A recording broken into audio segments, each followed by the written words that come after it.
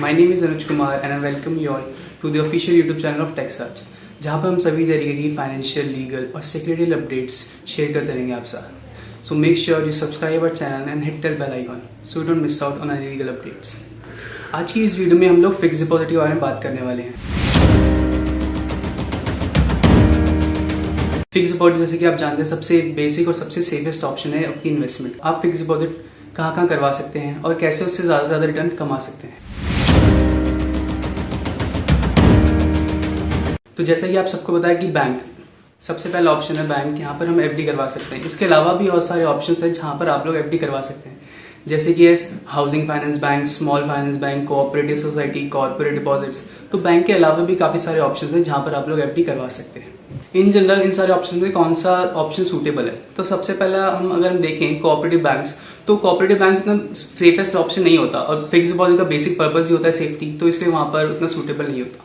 Corporate deposits की बात हम करें तो कॉर्पोरेट डिपॉजिट्स में आप लोग करवा सकते हैं अगर कॉर्पोरेट डिपॉजिट किसी सेफेस्ट सोर्स से हैं और उनकी जो ब्रांड वैल्यू है कंपनी की वो मार्केट में अच्छी है। जितनी ज़्यादा अच्छी रेपुटेशन होगी उतनी ज़्यादा सेफेस्ट सोर्स होगा आपका एफडी का, उतना ज़्यादा सेफ रहेगी आपकी एफडी।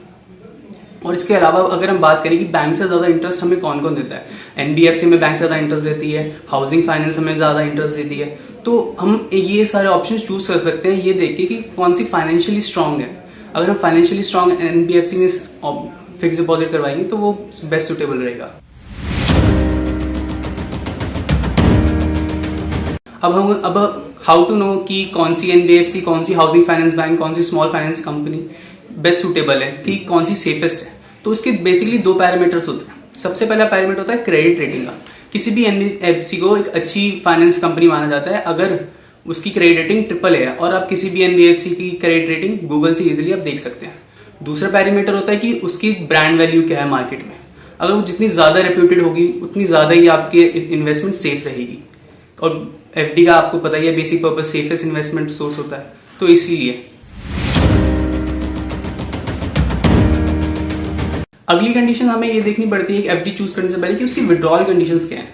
मतलब अगर आप इन केस आपको कोई इमरजेंसी हो, आपने 2 साल की एफडी करवा रखी है और आपको 1 साल के बाद पैसा विड्रॉ करना पड़ जाए, तो हमें ये भी देखना पड़ेगा ना कि उसमें से कितना इंटरेस्ट काट रहे हैं। फॉर एग्जाम्पल अगर आपके पास 2 ऑप्शन है, पहले ऑप्शन में आपको इंटरेस्ट रेट 8% मिल रहा है, बट अगर आप प्रीमैच्योर विड्रॉल करवाते हैं तो आपको वही इंटरेस्ट रेट 6% हो जाता है। और दूसरे ऑप्शन में अगर आपको इंटरेस्ट 8% मिल रहा है, बट अगर आप प्रीमैच्योर विड्रॉल करवा रहे हैं तो आपको रेट ऑफ इंटरेस्ट उसमें 7% मिल रहा है। अगर इन केस आपको फ्यूचर में नीड पड़ जाए और आपको एफडी तोड़वानी पड़ जाए तो कौन सी विड्रॉल कंडीशन देखनी पड़ेगी आपको। फॉर एग्जांपल आपके पास 2 ऑप्शन है, आपको एक एफडी में 8% इंटरेस्ट मिल रहा है, लेकिन आप अगर प्रीमैच्योर विड्रॉल करा रहे हैं तो वो उसी का रेट 6% हो जाता है।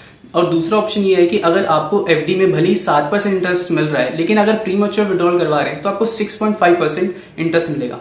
तो यहाँ पर बेस्ट सूटेड ऑप्शन 2 है, क्योंकि उसमें भले ही एफडी का रेट हमें कम मिल रहा है, but in case of emergency हमें फिक्स डिपॉजिट में इंटरेस्ट 6.5% मिल रहा है, 0.5% का ही लॉस हो रहा है।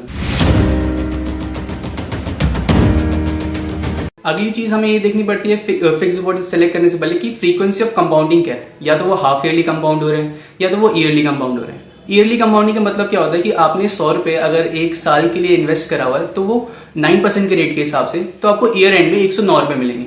वहीं अगर उसकी हाफ ईयरली कंपाउंडिंग हो रही है तो 6 मंथ्स के बाद 104 रुपए 50 पैसे पे आपको अगला इंटरेस्ट मिलेगा। तो इसे कहते हैं कंपाउंडिंग इफेक्ट। कंपाउंडिंग इफेक्ट हमेशा बेटर नहीं होता, जहां पर हमें रेट ऑफ इंटरेस्ट ज्यादा मिल रहा होता है तो उससे इफेक्ट कर जाता है रेट। तो हमेशा कंपाउंडिंग रेट के हिसाब से हम लोग डिसीजन नहीं ले सकते, और ज्यादा इंटरेस्ट रेट कमाने के लिए सेफ्टी को कॉम्प्रोमाइज नहीं कर सकते, क्योंकि एफडी का बेसिक पर्पस ही होता है सेफ्टी। तो अब हम ये देखते हैं कि बाकी की जो एनबीएफसी, जो स्मॉल फाइनेंस, जो हाउसिंग फाइनेंस बैंक्स हैं, वो बैंक से ज्यादा इंटरेस्ट रेट क्यों प्रोवाइड करते हैं। तो जो बैंक होता है ना वो पैसा सस्ते में लेता है और महंगे में बेचता है। फॉर एग्जाम्पल कि बैंक हमें सेविंग्स बैंक अकाउंट और करंट अकाउंट प्रोवाइड करते हैं सर्विसेज, तो इसमें हम ज्यादा से ज्यादा डिपॉजिट करवाते हैं और वो हमें इंटरेस्ट रेट 4%, 6% ऐसे ही देता है, बट वो सेम मनी लैंड करता है 12 से 15% में, तो वहां से वो पैसा कमाता है। तो एनबीएफसी, स्मॉल फाइनेंस बैंक्स और हाउसिंग फाइनेंस बैंक्स ज्यादा रेट इसलिए प्रोवाइड करते हैं क्योंकि जो कस्टमर्स होते हैं ना उनका रिलेशनशिप पहले से बैंक के साथ बना होता है, तो वो जाएंगे सीधा बैंक में अपना एफडी खुलवा लेंगे।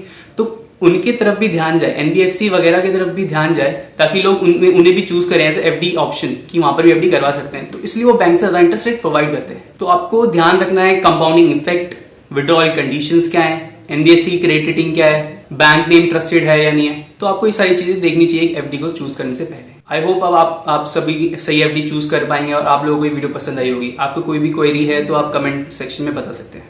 Thank you so much.